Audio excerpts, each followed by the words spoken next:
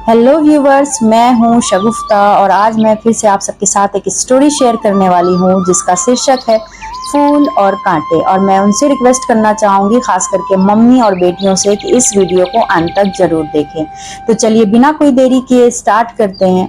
एक लड़की जिसका नाम रूबी था और उसकी अम्मी हमेशा ये बात उससे कहती रहती कि रूबी पढ़ाई कर लो, रूबी पढ़ाई का वक्त है, रूबी तुम्हें आगे जाकर के कुछ बड़ा करना है, आगे जाकर किसी का भी मोहताज नहीं बनना है, रिश्तेदारों के घर अभी मत जाओ, अभी तुम्हारा करियर बनाने का टाइम है। तो रूबी अपनी अम्मी की हर बात मानती गई, स्कूल कंप्लीट किया, कॉलेज गई, कॉलेज में टॉप किया और गवर्नमेंट जॉब भी उसे मिला। लेकिन उसकी अम्मी एक बात उसे कभी भी नहीं सिखा पाई, बात करने का लहजा, बड़ों की इज्जत, रिश्तों की नरमी और घर को घर बनाने की समझ। खैर ये दिन भी गुजरता गया। रूबी की शादी सैफ नाम के लड़के से हुई। लड़का अच्छा था, लेकिन रूबी का अब घर ससुराल था, उसका मायका नहीं। रूबी की सास जब उसे कुछ भी समझाना चाहती तो रूबी बहुत तल्ख लहजों में उसे जवाब दे जाती। उसकी देवरानी जेठानी जब दो मीठे बोल बोलती तो उसे ड्रामेबाजी समझ लेती। तो ये सिलसिला चलता रहा। धीरे धीरे रूबी के चेहरे से हंसी गायब हो गई। सैफ खामोश रहने लगा।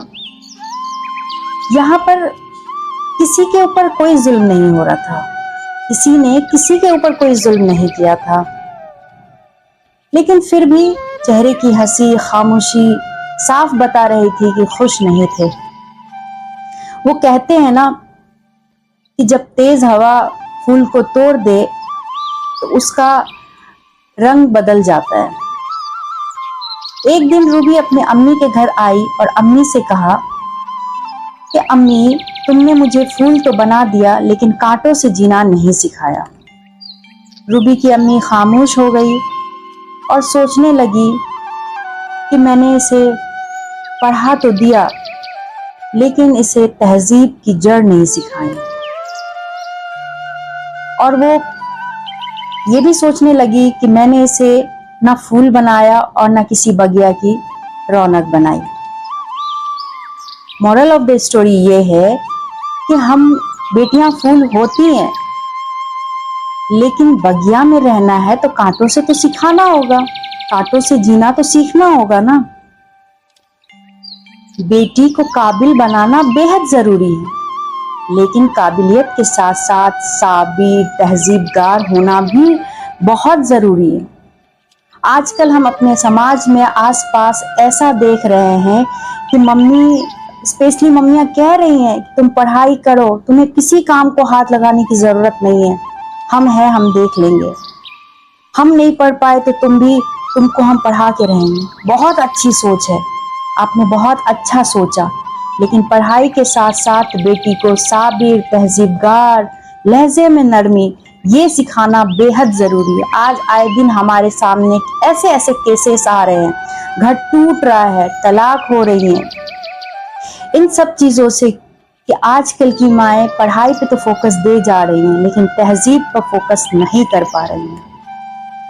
और तहजीब मालूम है आप लोगों को, मैंने भी पता किया है, मुझे भी एहसास हुआ है, मैंने पढ़ा है कि तहजीब हम 15 साल की लड़कियों को नहीं सिखा सकते, 20 साल की लड़कियों को नहीं सिखा सकते। तहजीब हम 10 साल से लेकर के 15 साल तक के बीच में जो तहजीब आप अपनी बच्चियों को दे रहे हैं ना, वो है असल तहजीब। आप जैसा अपने बच्चों को सिखाएंगे वैसे माहौल में वो ढलेंगी, जैसे आपके घर का माहौल होगा वैसा माहौल आप अपनी बच्चियों पर देखेंगी। आए दिन हमारे घर में तलाक, आए दिन अलग-अलगी का डिमांड हो रहा है कि हम आपकी फैमिली के साथ नहीं रह सकते। अच्छी बात है, इस्लाम में भी इजाजत दिया गया है कि आप एक अलग घर लेकर के दे सकते हैं, लेकिन ऐसा क्यों हो रहा है? क्या हम अपनी बेटियों को बचपन से, एक छोटा सा वर्ड है सबर, सबर करना नहीं सिखा सकते?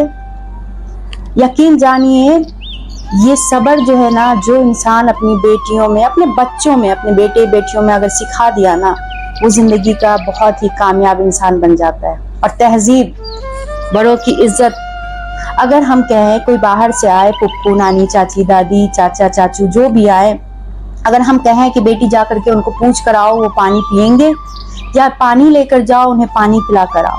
अगर वो बीमार हैं तो अपनी बेटी अपने बच्चों के साथ उनके पूछने के लिए जाइए कि आपकी तबीयत कैसी है। वो बचपन में देखेंगे तो वैसा ही सीखेंगे।